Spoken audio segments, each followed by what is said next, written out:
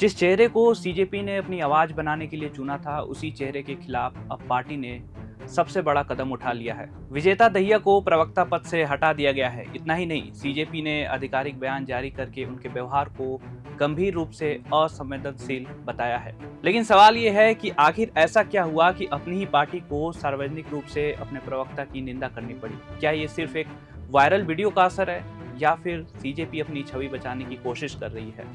आइए जानते हैं पूरी कहानी।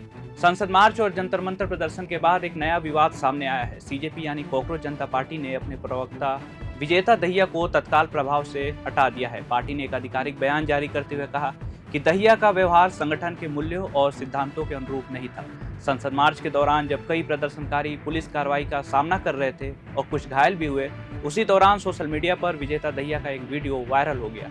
वीडियो में वे एक फास्ट फूड आउटलेट पे बर्गर खाते दिखाई दिए। इस वीडियो को लेकर सोशल मीडिया पर कई लोगों ने सवाल उठाया कि जब आंदोलन अपने सबसे संवेदनशील दौर पे था, तब पार्टी के प्रवक्ता प्रदर्शन स्थल से दूर क्यों थे? वीडियो में विजेता दहिया ने कहा कि मैंने बर्गर क्यों खाया, आज का ये बड़ा मुद्दा है। तो कोई भी इंसान बर्गर क्यों खाता है? उसे भूख लगी हो या उसका बर्गर खाने का मन। That's it. एनीवेज, मतलब तुम मुझे इतना जवाबदेही ठहरा रहे हो, मतलब ये कोई नौकरी है क्या प्रोटेस्टर होना? तुमने मुझे इसके लिए चुना है? वो सरकार को अकाउंटेबल ठहराते हैं। उन्होंने कहा तो तुम्हारी ये जो नॉनसेंस थिंकिंग है ना, मुझे नहीं फंसना इसमें। मुझे कोई पॉलिटिक्स में नहीं आना कि मैं तुम्हारे जैसे बेवकूफ़ों को खुश करूं। ठीक है, जो मैं कर रहा हूं देश के लिए कर रहा हूं, अपनी मर्जी से कर रहा हूं और किसी के लिए अकाउंटेबल नहीं हूँ। और मैं खाऊंगा बर्गर। बढ़ते विवाद के बीच सीजेपी ने सोशल मीडिया पर आधिकारिक बयान जारी किया। पार्टी ने कहा कि शांतिपूर्ण प्रदर्शन के दौरान जब कार्यकर्ता और प्रदर्शनकारी पुलिस कार्रवाई का सामना कर रहे थे, तो उस समय सामने आए विजेता दहिया के वीडियो बेहद ही असंवेदनशील थे। पार्टी ने कहा कि ऐसा व्यवहार स्वीकार्य नहीं है और ये आंदोलन के मूल्यों के खिलाफ है। इसी के साथ सीजेपी ने विजेता दहिया को प्रवक्ता पद से हटाने और उनकी सभी आधिकारिक जिम्मेदारियां वापस लेने की घोषणा कर दी। इस विवाद के बीच कुछ राजनीतिक नेताओं ने भी विजेता दहिया की आलोचना की। शिवसेना उद्धव ठाकरे ग्रुप की नेता प्रियंका चतुर्वेदी ने उनके वायरल वीडियो का हवाला देते हुए कहा कि सार्वजनिक जीवन में रहने वाले लोगों की नैतिक जिम्मेदारी भी होती है। ध्यान देने वाली बात यह है कि विजेता दहिया को कुछ ही समय पहले सीजेपी ने अपने